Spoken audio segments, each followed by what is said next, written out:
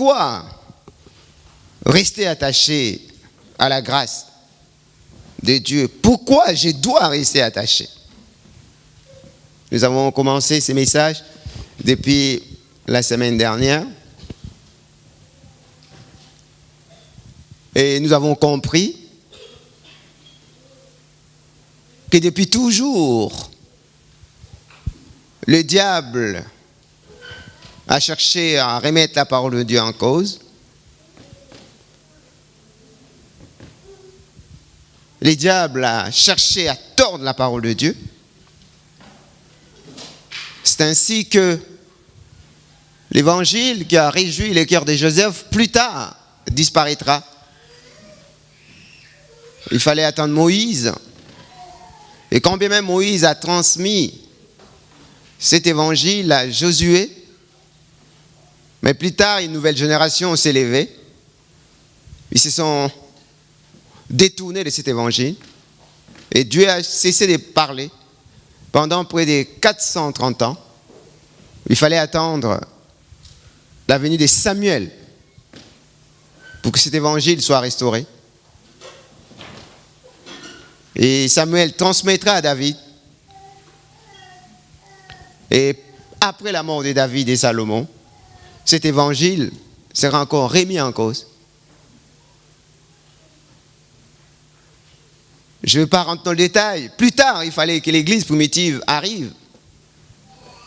Parce que le Seigneur Jésus est venu restaurer cet évangile. Mais après leur arrivée à Rome, cet évangile va encore être malmené.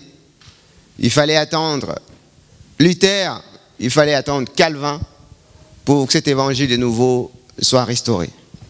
C'est dire, quand on est chrétien, on doit non seulement prêcher la foi, on doit aussi défendre la bonne doctrine. Je n'ai pas entendu d'amen. Cet évangile est venu de si loin. Dieu dira, à cause de toi, Israël, à cause de la promesse du Messie, il a sacrifié des nations. Toute nation qui s'est levée pour empêcher la survie d'Israël, donc la venue du Christ, devait subir les jugements. Les gens sont morts. Les gens ont été martyrisés pour que cet évangile nous parvienne.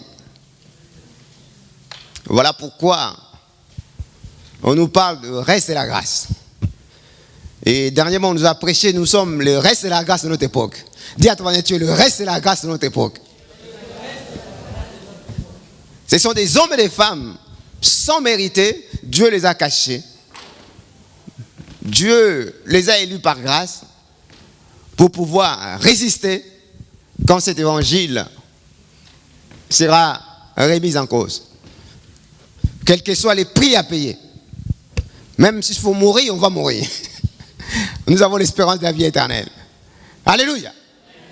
Ce sont ces hommes et des femmes que les Seigneurs cherchent en ces temps.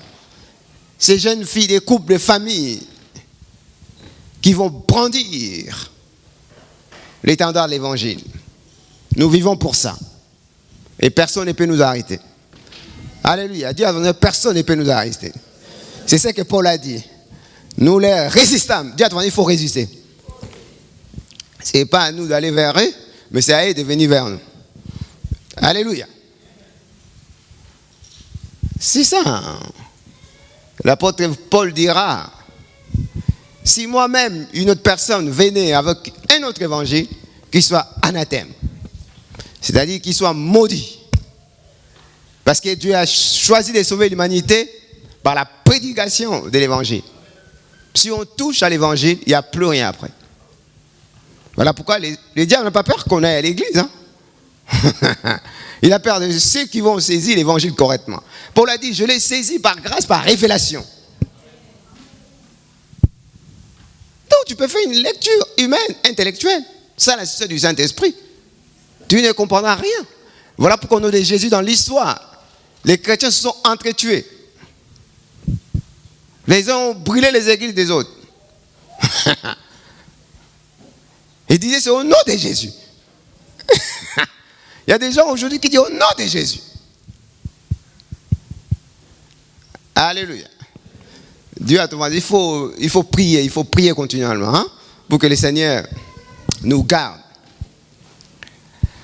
Alléluia. Si on nous demande de rester attachés à la grâce, c'est qu'il y a un danger. C'est qu'il y a un danger. On a toujours tendance à faire marche en arrière. Les enfants d'Israël sont sortis de l'Égypte. Ils ont dit, mais ici, il n'y a pas vraiment de bonnes choses. Nous voulons retourner en Égypte. Et on nous dit que la grâce, c'est la faveur de Dieu. La faveur que personne ne peut mériter.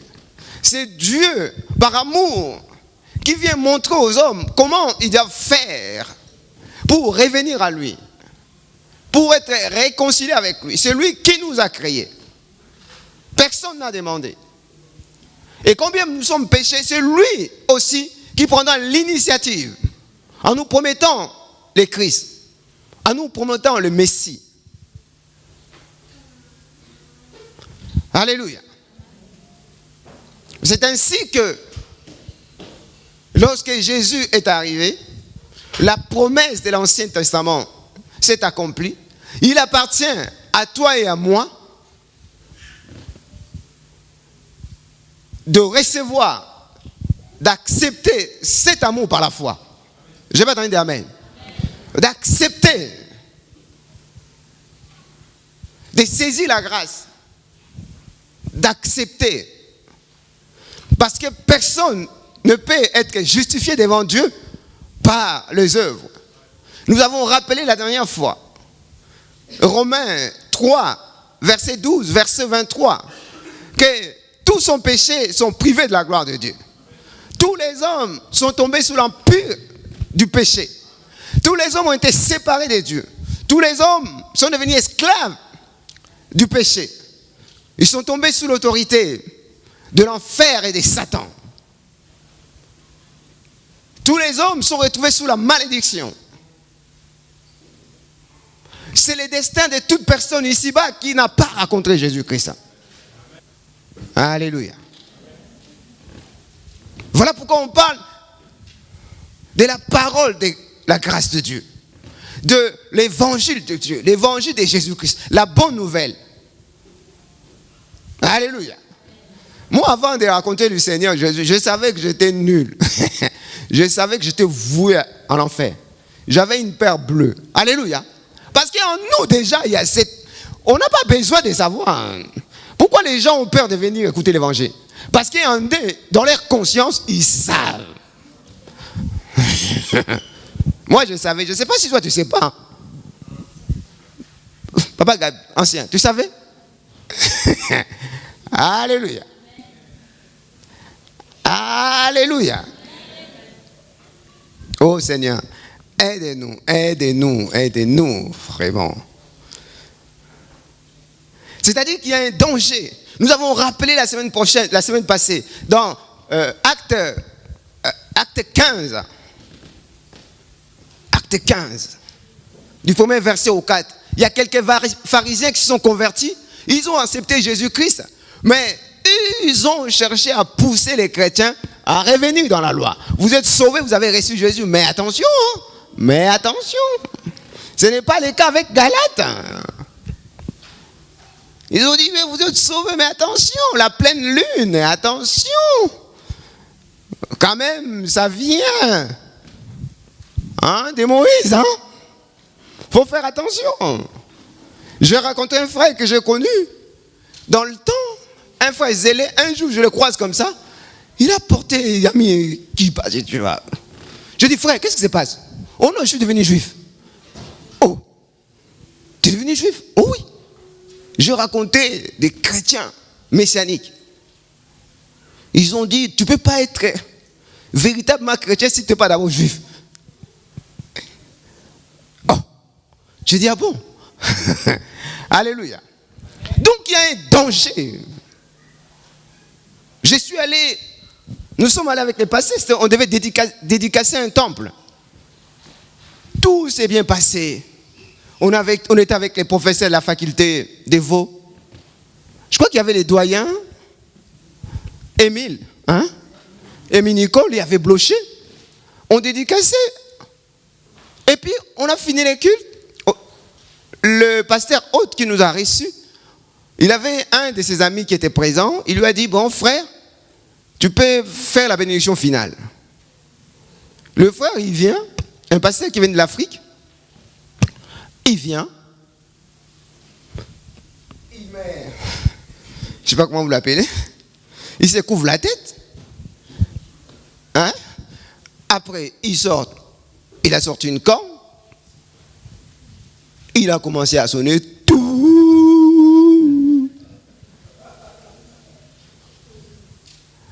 Et chose curieuse, il dira à la fin, tout ce que vous avez fait ici, si je n'avais pas sonné le sofa, ça ne sera pas scellé au ciel.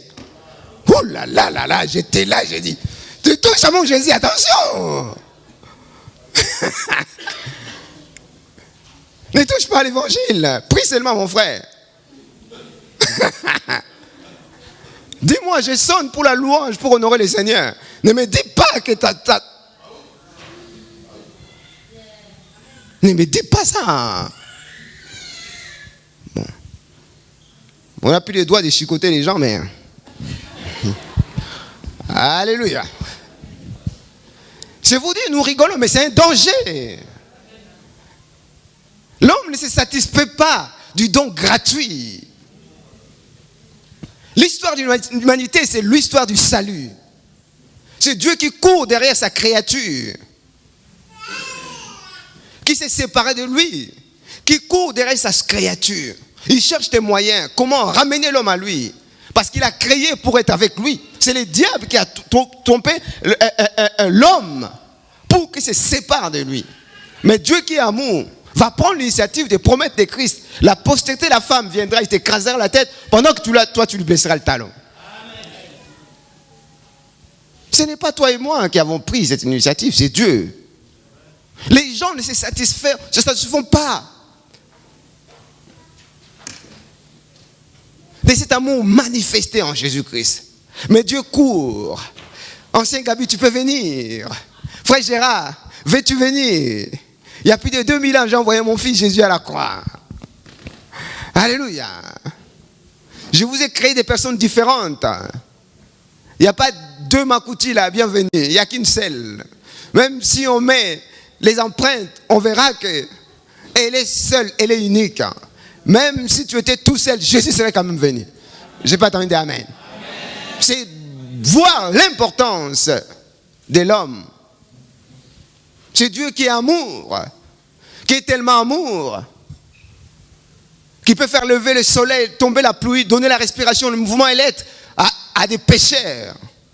Dans l'espoir qu'il y aura quelqu'un, il y aura un évangéliste qui partira lui prêcher l'évangile avant sa mort. C'est Dieu qui court, vous vous rendez compte? Le Créateur qui court derrière sa créature. Au final, il a réalisé son projet, alors que Jésus dira, tout est accompli. Amen. Alléluia. Amen. Romains 6 dit, les salaires du péché, c'est la mort. Mais les dons gratuits de Dieu, c'est la vie éternelle. Amen. Dieu nous a créés à son image. Nous sommes avant tout des êtres spirituels.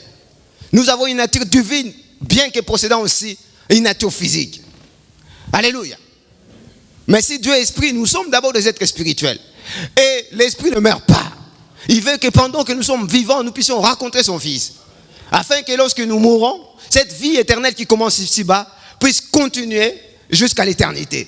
Et nous serons ensemble avec tous les saints qui nous ont précédés. On sera ensemble avec tous les anges, tous les saints qui nous ont précédés. Dans sa félicité, dans sa gloire. Parce que l'esprit ne meurt pas. Soit vous avez rencontré Jésus-Christ, vous allez expérimenter les paradis, soit personne ne vous a prêché l'évangile, soit vous avez écouté l'évangile, vous avez refusé, il n'y aura même pas d'explication, vous allez en enfer. La séparation éternelle, la mort éternelle. Et c'est maintenant qu'il faut se déterminer. Amen. Voilà pourquoi Dieu nous a appelés en premier. Nous étions comme eux. Nous étions pécheurs comme eux. Nous avons fait les mêmes bêtises qu'eux. Mais un jour, la grâce de Dieu nous a touchés. Nous avons raconté l'évangile. Et même pour comprendre, c'est Dieu qui nous a fait grâce. Seigneur, aide-nous. Les gens sont en danger de mort. Dans Jean chapitre 3,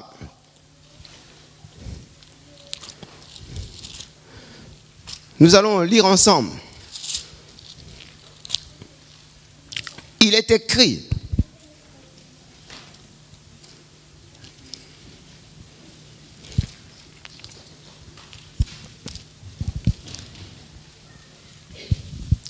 à partir des versets Jean-Baptiste l'avait compris, c'est le verset 33-34 qui m'intéresse. Mais nous lisons peut-être à partir du verset 30. Il faut qu'il croisse et que je diminue. Celui qui vient d'en haut est au-dessus de tous. Celui qui est de la terre est de la terre. Et il parle comme étant de la terre. Celui qui vient du ciel est au-dessus de tous. Il rend témoignage de ce qu'il a vu et entendu. Et personne ne reçoit son témoignage. Celui qui a reçu son témoignage a certifié que Dieu est, car celui que Dieu a envoyé dit les paroles de Dieu, parce que Dieu ne lui donne pas l'esprit avec mesure. Le Père aime le Fils et il a remis toutes choses entre ses mains. Celui qui croit au Fils a la vie éternelle. Celui qui ne croit pas au Fils ne verra point la vie, mais la colère de Dieu demeure sur lui. Je n'ai pas attendu des amen. Amen. Les gens sont allés vers la mort. Tes amis, tes camarades, tes connaissances. Est-ce que tu leur parles de Jésus-Christ? Est-ce que ta vie peut leur servir d'enseignement? Parce que nous ne prêchons pas seulement l'évangile, mais nous enseignons aussi par l'exemple. Nous cherchons à devenir des modèles parce que nous savons que c'est très dangereux de ne pas raconter Jésus-Christ. Alléluia. C'est ainsi que quelqu'un qui comprend l'importance de la grâce, de la faveur de Dieu, il peut savoir, comme je l'ai dit la dernière fois, ni mes offrandes, ni ma dîme, alléluia, ni mon évangélisation ne peut m'assurer la justice de Dieu. Je n'ai pas entendu d'amen. Ni mon jeûne et prière de 40 jours. Il y a des chrétiens qui se battent à coups de jours de jeûne. Toi, tu as fait combien? 3. Moi, je fais combien? 7. Toi, tu as fait, moi, je fais 21. Toi, tu as fait, moi, je fais 40. Ni tes jeûnes, ni quoi que ce soit ne peuvent te justifier devant le Seigneur. Seul, je dis avant, j'ai attendu seul. Seul Jésus. Seul Jésus. C'est ça l'évangile. C'est ça l'évangile. Nous étions tous morts à cause de nos péchés. Mais Dieu, dans son amour, a envoyé son Fils Jésus-Christ à la croix pour que nous soyons réconciliés avec lui. C'est ainsi, nous allons voir dans un premier point, dans la Bible, les cas de ceux qui ont expérimenté cette grâce. Alléluia. Alléluia. Depuis déjà l'Ancien Testament, la grâce a agissé sur quelques personnes pour préparer la venue du Christ. Nous prenons le cas d'Abraham. Abraham n'a pas mérité. Ses parents étaient dans l'idolâtrie. Si la malédiction des parents doit toucher les enfants, pourquoi il doit appeler Abraham? Parce qu'il a promis que le Christ viendra, la postérité de la femme viendra. Il va chercher comment faire. Alors, il appelle Abraham par grâce. Alléluia. Puisque au temps de Noé, le péché s'est accru. La Bible dit ses yeux sont purs pour voir les péchés. Dieu ne supporte pas les péchés. Dieu ne supporte pas les péchés. Ses yeux sont trop purs. Quand le péché s'accroisse, il faut que les jugements tombent. C'est ça. On parle seulement que Dieu est amour, mais Dieu aussi juge. Dieu est saint. S'il est saint, il ne peut pas rester avec le péché. S'il est juste et juge, il faut qu'il condamne les péchés. S'il est amour, il faut qu'il sauve tout le monde. Mais la seule personne qui lui a permis de justifier à la fois sa justice, sa sainteté, son amour, c'est qui? Je n'ai pas entendu, c'est qui? Mais c'est qui? Touche pas mon Jésus, mon frère. Alléluia. Lui seul. En versant son sang comme l'agneau de Dieu, il efface nos péchés. Le voile s'est déchiré. On peut accéder à ce Dieu vivant. Non pas une fois par an, comme dans l'Ancien Testament, mais tous les jours, je peux rentrer, je peux sortir. Je dis...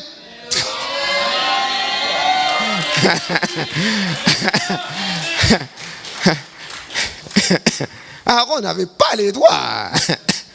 Les péchés des animaux ne pouvaient pas ôter. Ça ne pouvait que couvrir. Seul le sang de Jésus pouvait ôter. Seul le sang de Jésus est puissant pour effacer les souvenirs du péché dans nos consciences. C'est-à-dire que je partais dans cette boîte, maintenant que je reçu, ça ne me dit plus rien. C'est de la boue. Malgré la lourdeur du sacrifice, il n'arrivait pas à se défaire du péché. Il ramenait tout le temps des vaches, des animaux. Et dans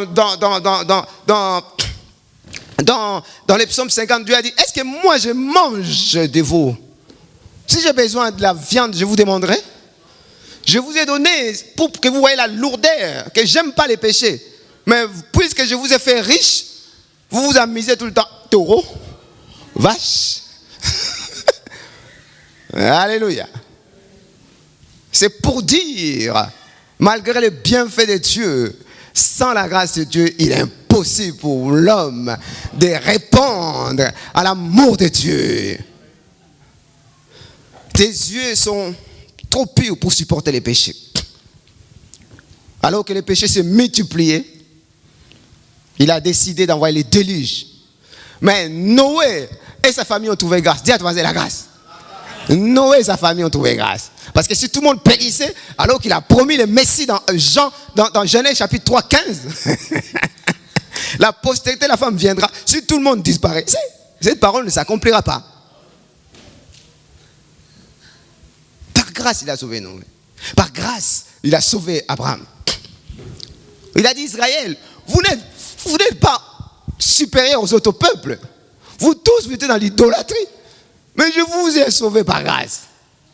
Vous croyez être supérieur à toutes les nations? Mais non. Parce que les sauveurs de l'humanité ne pouvaient pas naître dans une famille païenne. Il fallait que vous soyez sanctifiés par la loi. Alléluia. Vous soyez un peu différents des autres.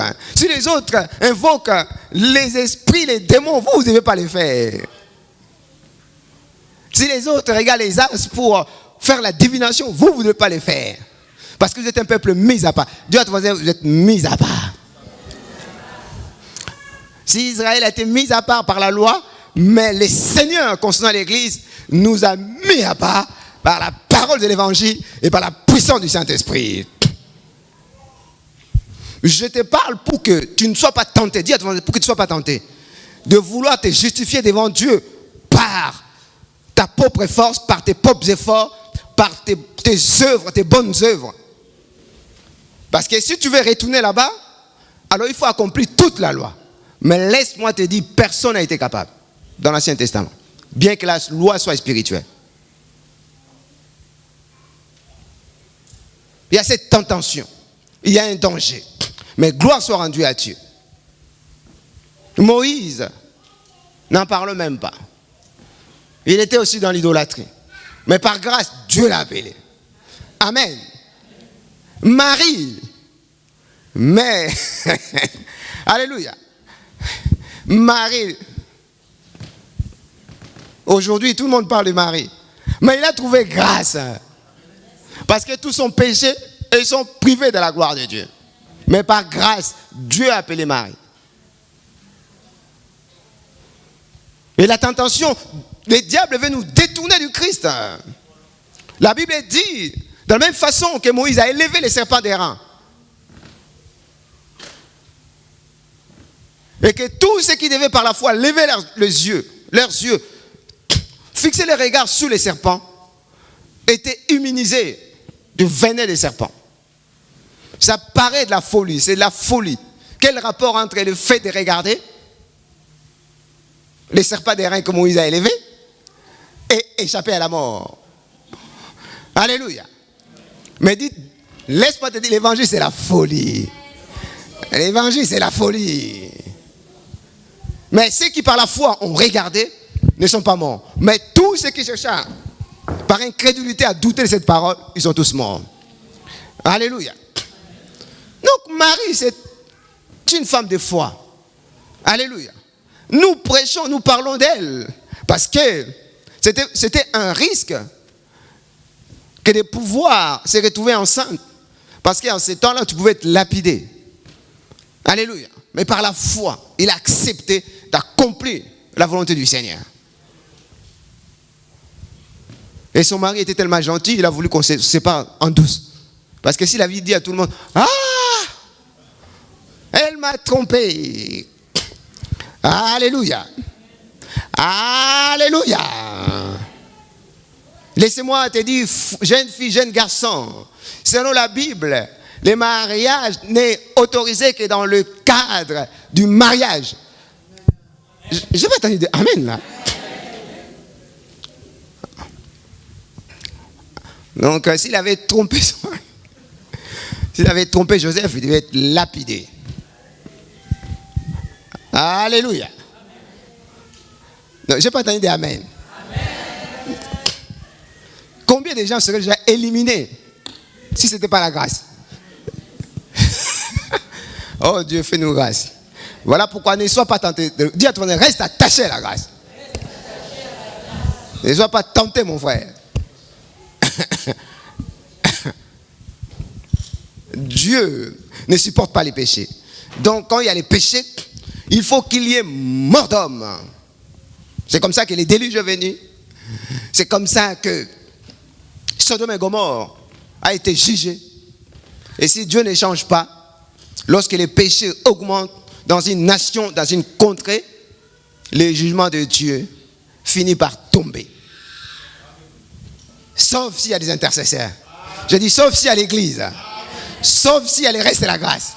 Sauf s'il y a les chrétiens fidèles. Sinon, ça commence à toucher les pays spirituellement. Les ténèbres vont revenir. Après, ça va toucher le côté moral, l'éthique. Le bien va devenir mal, le mal va devenir bien. Après, ça va toucher tout ce qui est moral, l'éthique. Ça va commencer à toucher l'économie. Ça va commencer à toucher les finances. C'est comme ça que les grandes civilisations disparaissent dans l'histoire. Je vais pas t'en dire Amen. Si l'idolâtrie, si la dépravation augmente, les seigneurs jugent encore aujourd'hui. Donc quand tu deviens chrétien, il faut que tu comprennes toutes ces choses. Que ce n'est pas seulement ta vie. Il va du bien-être des nations, des pays, de ta famille. Comment tu peux jouer avec ton appel? Tu viens à l'église. Tu vis comme une païenne. Tu viens à l'église. Tu es dans l'idolâtrie. Dans l'adultère, dans l'impudicité. Oh, que dirons-nous de Paul, Saul de Tarse, qui a persécuté l'église. Mais un jour, par grâce, Dieu l'a appelé. Amen. Et il dira, vous savez combien j'étais mauvais.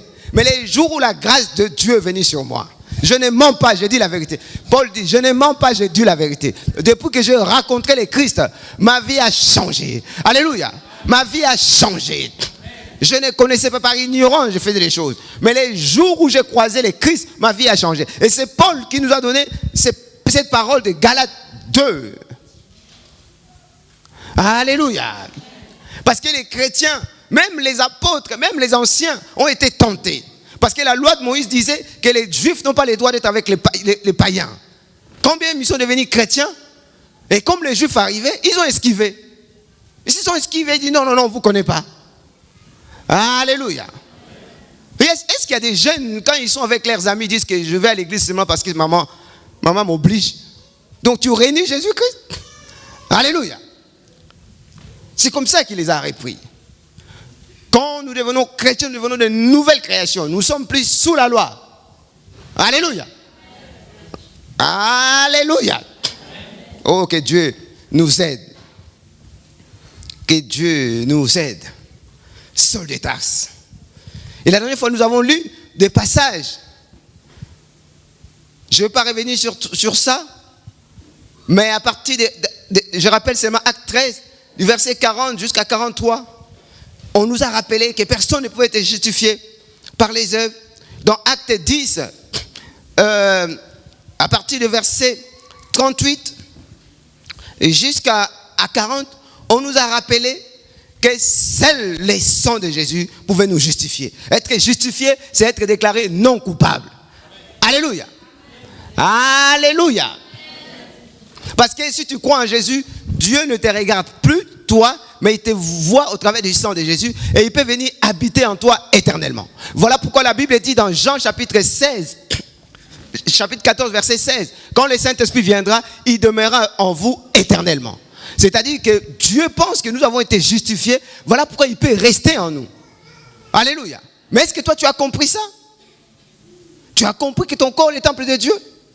Partout où tu vas, tu amènes Jésus-Christ. Partout où tu rentres, tu amènes Jésus-Christ.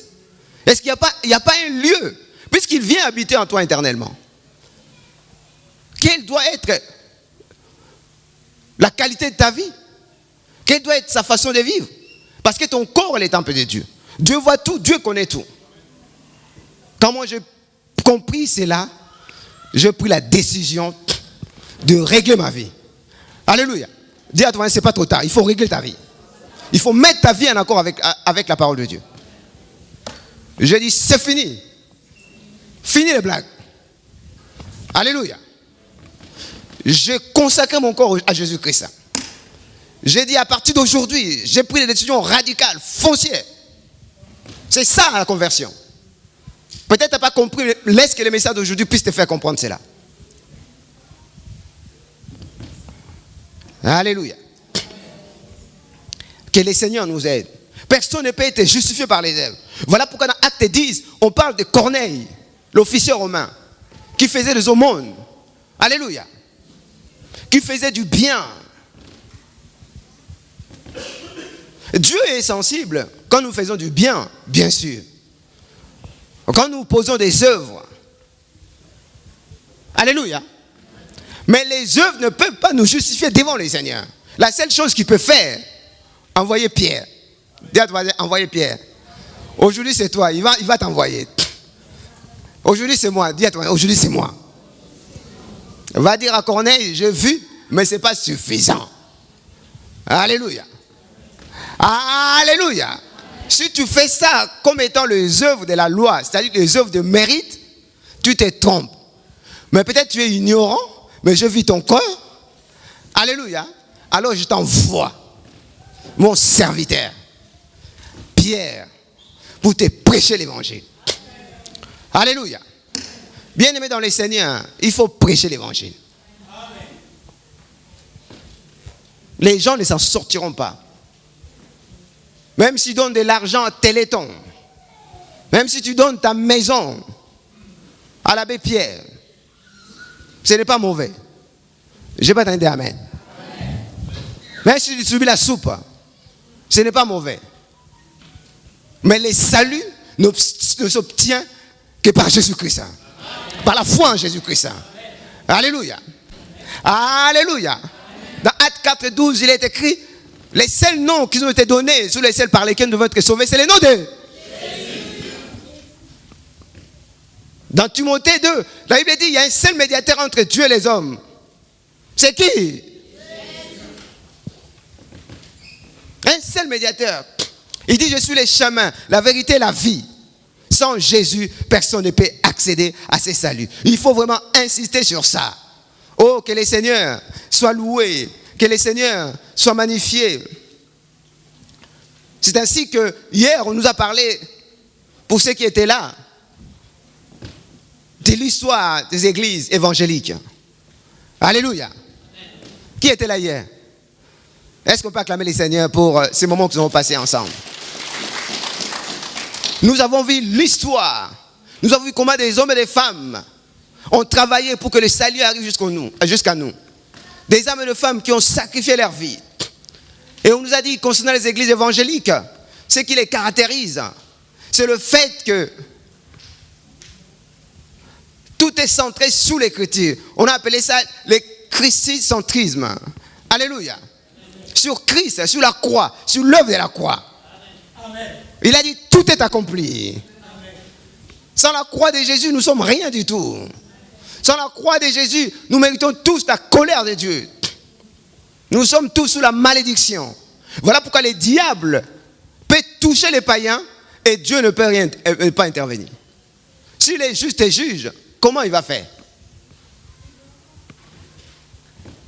On dit que Satan est fort. C'est tout simplement parce que les gens sont séparés de Dieu. Mais on ne peut revenir à Dieu que par l'évangile.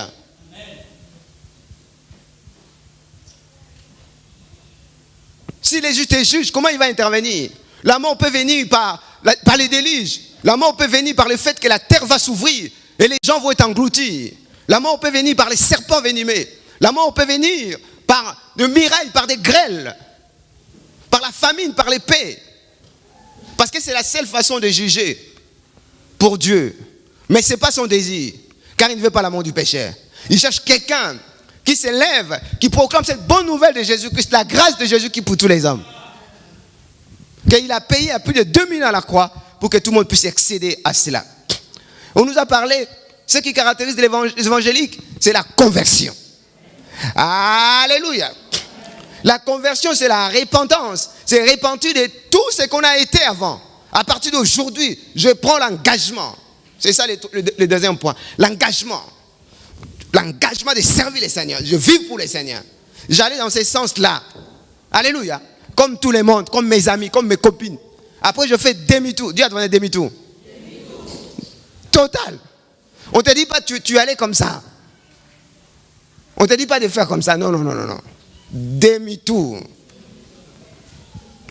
Dis à ton voisin, est-ce que tu as déjà fait le demi-tour? Est-ce que tu as déjà changé de direction? Alléluia. Et si tu es converti réellement, toutes ces choses doivent devenir de la boue.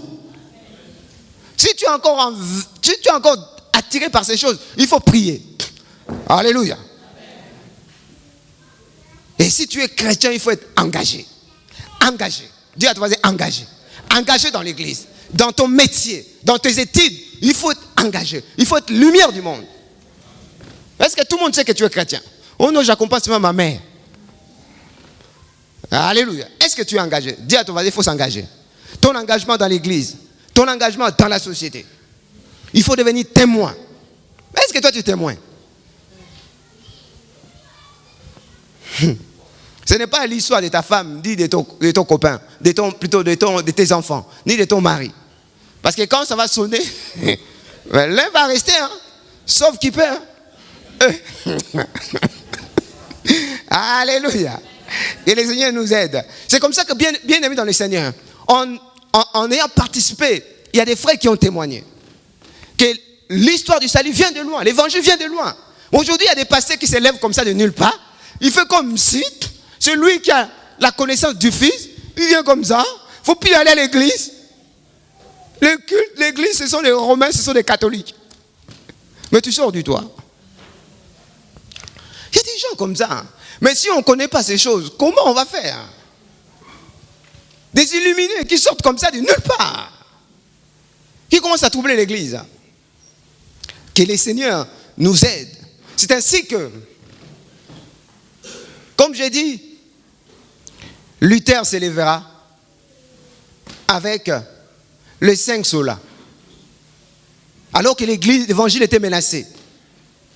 Alors que il y avait des lois, des dogmes qui étaient promulgués. Alors qu'on pouvait penser que les pardons peuvent se mériter. Il y a des gens qui faisaient des ablutions, des flagellations. Mais il a brandi l'évangile. Alléluia. Calvin, ils ont brandi l'évangile. La parole seule. Dis à toi, la parole seule. On ne doit pas regarder à gauche. La parole seule. Premièrement, les 5 piliers du protestantisme. La parole seule. Dis à toi, la parole seule. L'écriture seule a autorité. Alléluia. Donc tout le monde, tous nous devons nous référer. Par rapport à notre conduite, il faut se référer à la parole. La foi seule, Dieu a trouvé. Deuxièmement, la foi seule. La foi seule. Aucune mérite. Nous ne pouvons pas mériter. L'homme, par lui-même, ne peut pas accéder au salut. Mais seule la foi doit nous permettre d'accéder à ce salut. Troisièmement, la grâce seule. La grâce seule. Ce n'est pas ma force, ce ne sont pas mes efforts, ce ne sont pas ma propre force, mes efforts qui vont me permettre d'accéder au salut. Mais le salut des âmes n'est obtenu que par la grâce qui est en Jésus-Christ. Alléluia. C'est ainsi on dit, pour la quatrième pilier, Christ seul. Dis à Christ seul.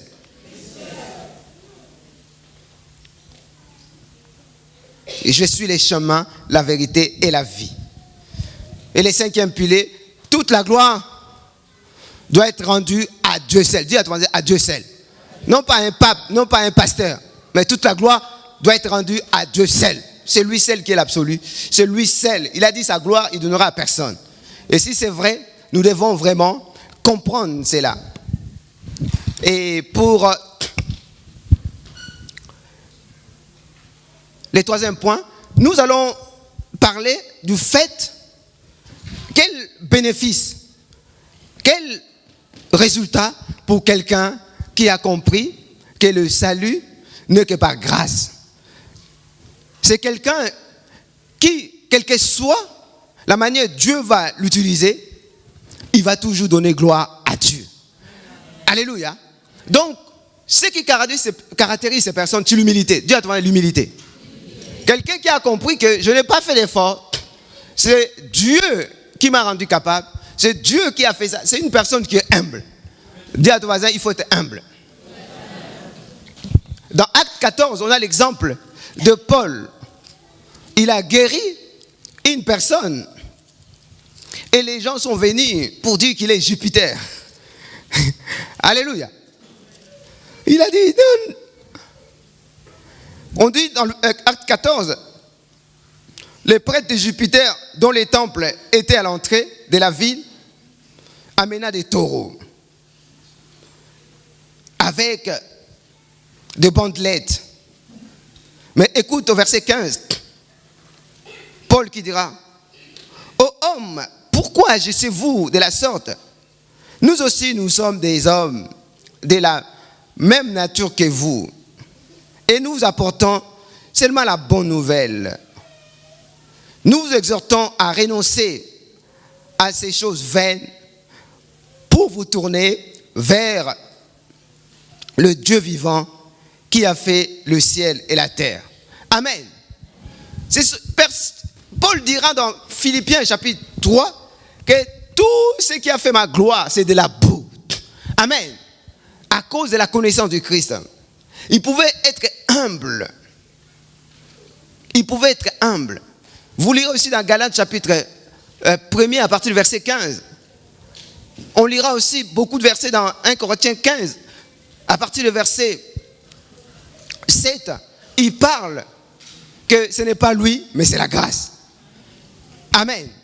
Quelqu'un qui a compris cela, il est humble. C'est quelqu'un qui est plein d'amour. Dis à ton voisin. Deuxième point, qui est plein d'amour. Ce qui caractérise ces personnes-là, ils sont pleins d'amour. Ils ne sont pas là pour juger les autres. Amen. Romains 14, rapidement. Il considère que ce qu'il est, ce qu'il comprend, c'est Dieu qui lui a fait grâce. Romains 14.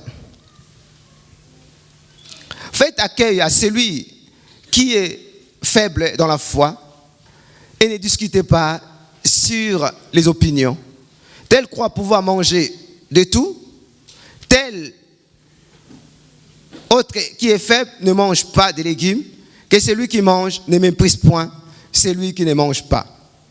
Et celui qui ne mange pas ne juge pas celui qui mange, car Dieu l'a accueilli. Amen. Parmi nous, il y a encore des frères qui sont faibles, mais Dieu les a sauvés. Je ne vais pas t'en dire Amen.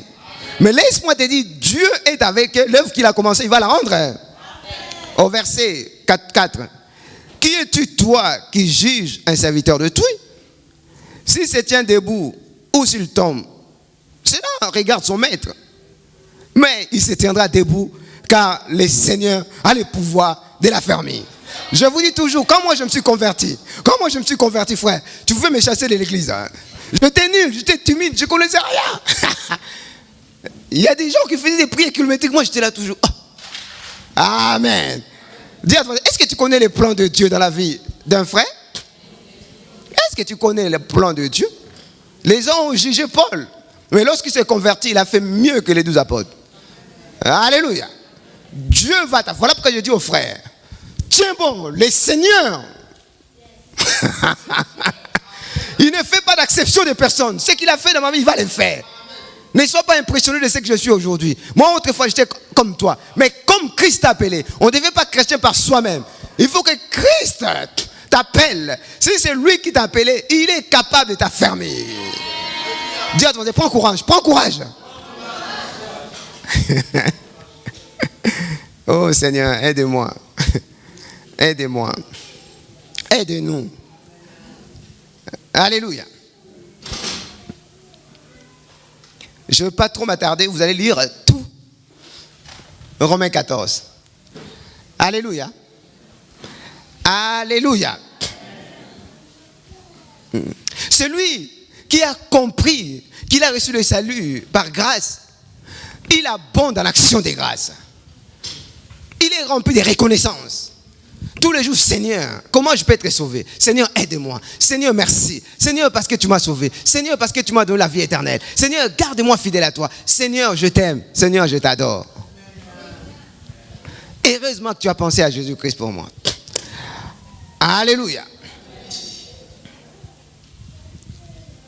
Donc, frère, si tu fais des choses pour le Seigneur, glorifie-toi pour ces choses.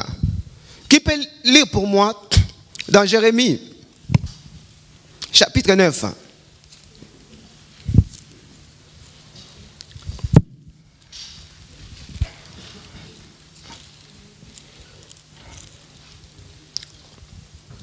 Verset 23.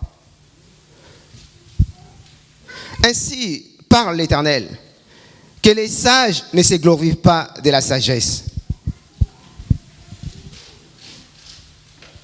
que les forts ne se glorifient pas de la force, que les riches ne se glorifient pas de sa richesse, mais que celui qui veut se glorifie d'avoir de l'intelligence et de connaître et de savoir que je suis l'Éternel.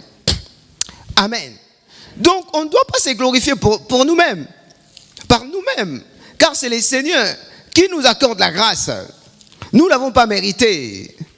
Le Seigneur a tourné son regard vers nous. Au Corinthiens chapitre 1er, verset 1 Corinthiens 1er, verset 30, il est écrit, or, j'ai dit verset 30, or c'est par lui que vous êtes en Jésus-Christ, lequel, de par Dieu, a été fait pour nous sagesse et justice et sanctification et rédemption, afin, comme il est écrit, que celui qui se glorifie, il se glorifie dans les Seigneurs. Je ne vais pas attendre Amen.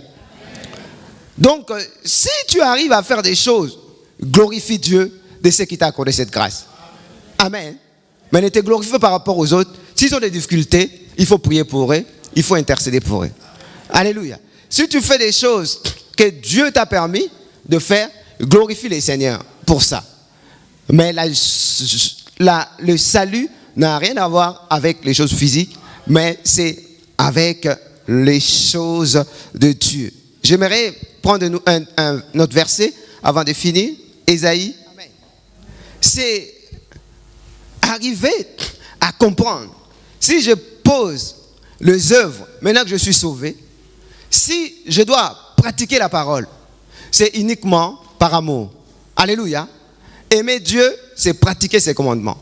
Voilà pourquoi Jacques 2, à partir du verset 14, dit « Notre foi doit produire les œuvres. » Alléluia. Notre foi doit produire les œuvres.